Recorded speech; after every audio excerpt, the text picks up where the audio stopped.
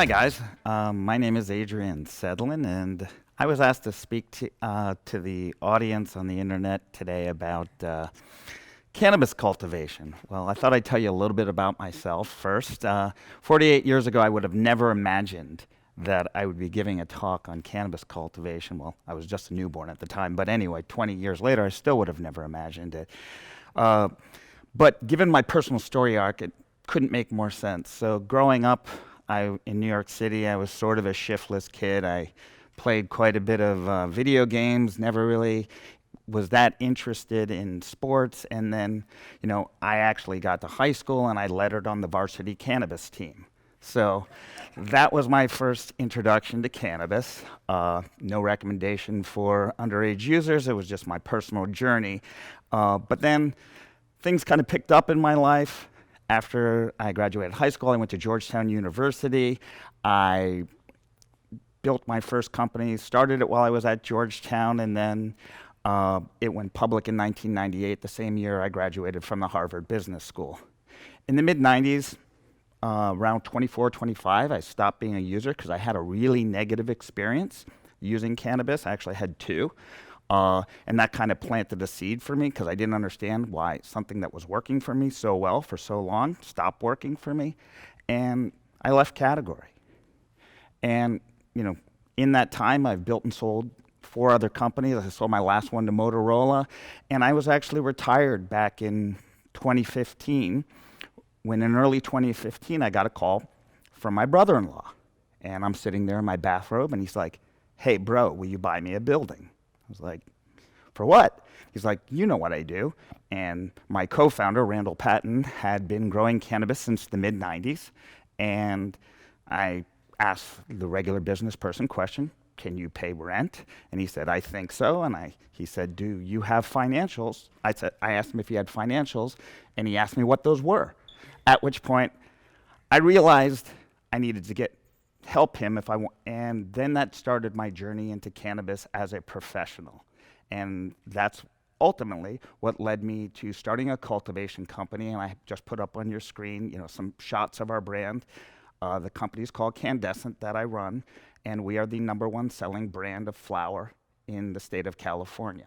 So we've gotten pretty good at cultivating cannabis in a relatively short period of time, leveraging the original expertise my brother-in-law and his team had built over the previous 25 years.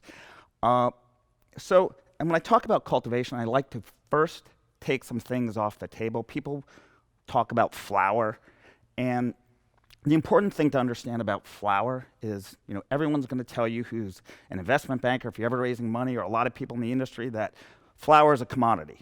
Cultivation is a commodity. Running a cultivation business and knowing lots of cultivators, that's probably the statement about the industry I would disagree with most, especially when you think about it from a user perspective. If someone's consuming cannabis for medical purposes, or I'll give you an example. If you're a mom and you have a 3-year-old child with Dravet syndrome who's having multiple seizures a day, your first question about the life-saving medicine that you're giving your child potentially is not, "Can I get it at a discount?" So when you're talking about the medical use side of this business, cultivation, growing the plant can be done at all different levels of sophistication, genetics, breeding, and breeding towards certain outcomes means cultivation and growing flower is not a commodity on the medical side. On the adult use side, the side of the business where people want to relax, have fun, the adult use side is, think about it like the wine market. You don't show up at your friend's house with $2 Chuck. You bring him something nice when you go over to his house. Similarly, you see brands all over. Vodka's not very expensive to make, but why does some vodka cost $50 a bottle at the store and other vodka cost $15 a bottle? The point is, you can build brands, you can have a differentiated product. And you see that on shelves already. Right now, cultivation products cost, flower at retail in the state of California right now ranges from about $8 to $17 a gram. So what I'm trying to get to is there's multiple broad and deep markets if you want to be a cultivator. There's all different segments. And so the question then becomes, if I want to be in cultivation, what segment do you want to go after? It's not sufficient if you're trying to start a cultivation business to say, you know what, I'm just a cultivator. That's not a business plan. That's a loose statement of some sector that you're in. What you need to identify is what customer you want to serve. So, and then I always get asked, well, what segments are there? Everything you can imagine. There's high-end users, there's low-end users, there's business purchasers, and then you want to match your cultivation technique against that target audience. So, give you a couple basic parameters that you might want to think about. Indoor cultivation. It's going to be your most high-end product. You can control your environment perfectly. It's going to also be your most expensive approach, so maybe you're targeting a connoisseur, super high-end user with that type of product. On the other hand, if you think about outdoor, outdoor is your lowest cost of production, and so that's maybe really good as a business input or industrial input for a chocolates company. Some people really enjoy outdoor flower as well, but you're going after a lower cost, more price-sensitive market. So the most important thing to do is to, whatever production technique you want to go after, indoor, outdoor, or greenhouse, is to match that to an audience. So there is no right way to grow. There's only who your customer is. So let's talk about some of the ways to grow and what they might require of you. So the first is outdoor. Outdoor, and you want to think about how much money does it even cost to open a cultivation business. So outdoor, your capital investment might be somewhere between $20 to $40 per foot. So if you want to open an outdoor cultivation, let's just say you have 100,000 square feet of land you want to plant, that's about 2.5 acres, well, you're looking at a $2.5 million total investment, potentially, somewhere in that range. If you're looking at greenhouse, or what some people call light deprivation greenhouse, that's when you have blackout shades, it's a little more sophisticated. It's also much more capital intensive. Depending on the region you're trying to build one, it can be anywhere from $80 to $150, $80 to $125 a foot. So again, if you use your 100,000 square feet, well, now it's $10 million to open 100,000 square feet of light dep greenhouse. Indoor is the most expensive approach. I don't know anyone who can open a state-of-the-art indoor cultivation for less than $200 a foot. So if you want to do 100,000 square feet, start with $20 million. So first, there's all different costs to get into the business, and then each type has different operating expenses associated with them. So the lower end of the spectrum, the outdoor flower, you can produce outdoor flower for $70 a pound. If you go to the higher end of the spectrum, the indoor flower, that can cost up to $800 a pound to produce. Some even cost $900. So that's the cost side. But then there's the revenue side. Outdoor flower in California is probably averaging right around $750 a pound right now. Indoor flower, on the other hand, if you're really good at what you do, you can get $3,200 a pound. So the margins on the actual profit margin in outdoor cultivation is higher, but the absolute profit is lower. In contrast, indoor cultivators, they probably are getting a slightly lower return on their money, but they're making in absolute dollars far more per pound. And that's, once you match that to your target market, you just pick your poison, what business you think you're best to run. To help you guys a little bit with some of the pros and cons of each approach, I've kind of already shared.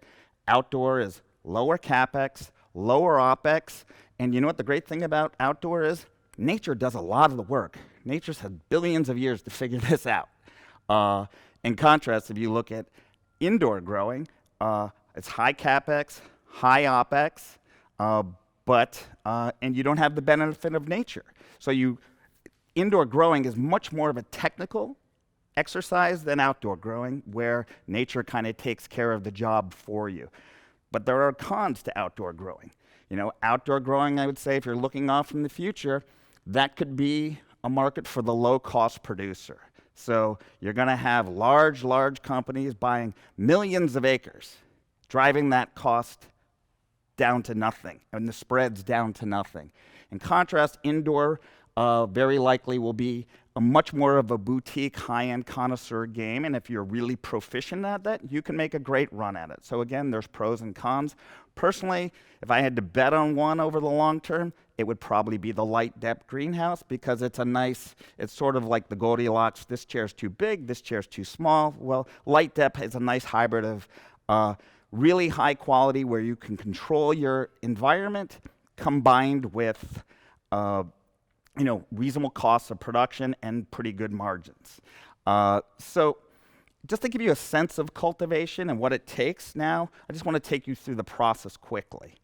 So to bring a plant to full fruition from day one can take 15 to 28 weeks, depending on your approach.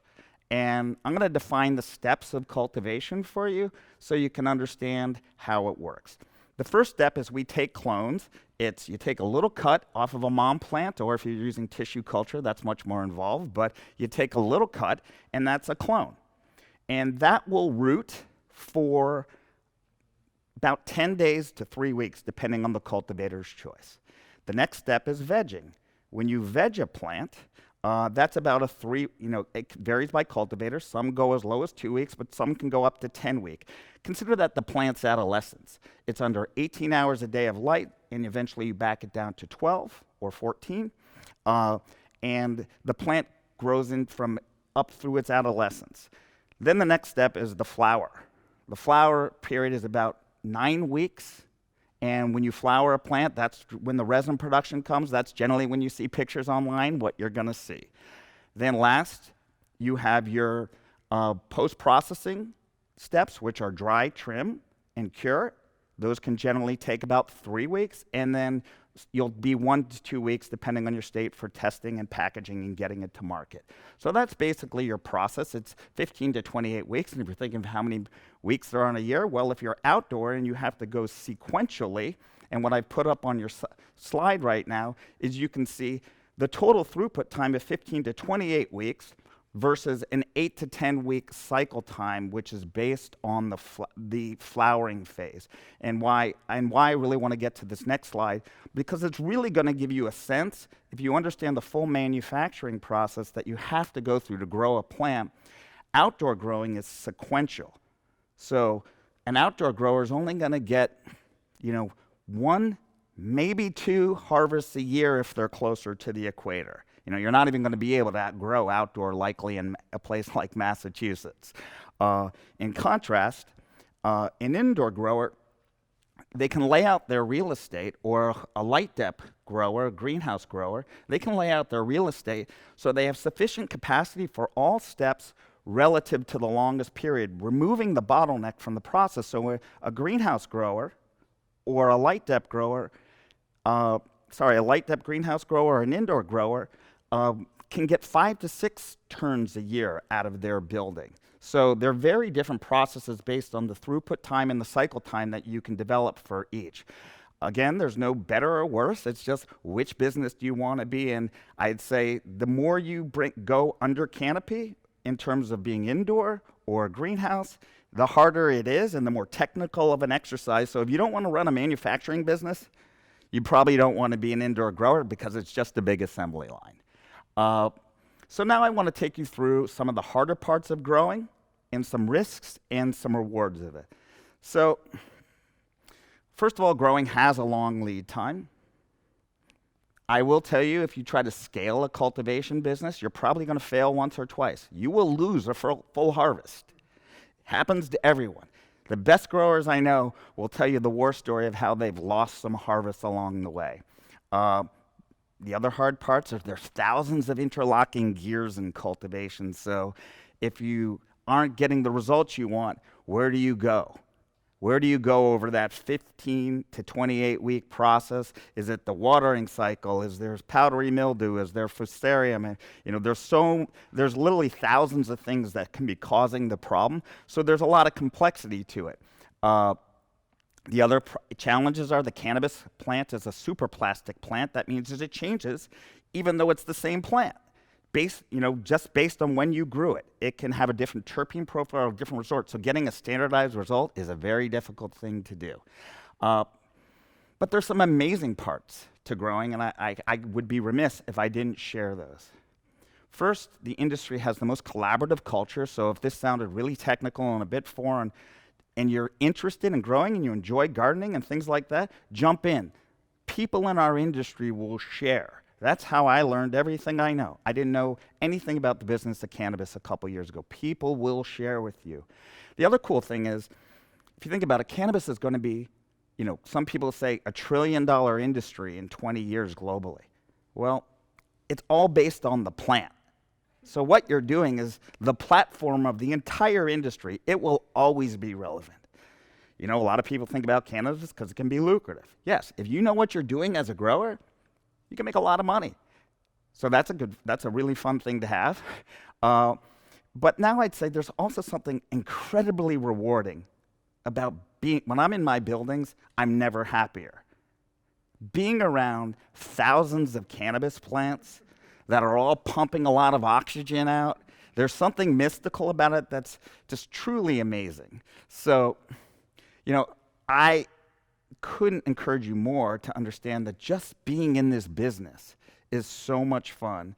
And if you're growing medical cannabis, you get to give the gift of healthcare to people. You're the grower of the life-saving medicine. And if you're pursuing the more adult use cultivation side, you know what? There's nothing wrong with being I get so jazzed up when I get direct messages from our customers and they're like, oh, I'm looking forward to a Friday night with your product, or, we just did a new mix using your Create strain. That's super rewarding. So, those are the great parts about being in the industry or in the cultivation side. So just to recap, I would encourage you all to figure out your target market, select the appropriate production technique that you're most comfortable with, capitalize the effort properly. This is an expensive exercise, no two ways about it, so make sure you have enough money to get into it, or you start small enough. It could just be 4 lights in your garage, or as long as it's legal. Plan your space according to your production technique, and always remember that you don't have to have a background in ag to get into this business. You can learn. It's a collaborative industry. People will share. There's plenty of information on the internet. You're not going to learn it all in the 15 minutes I gave you.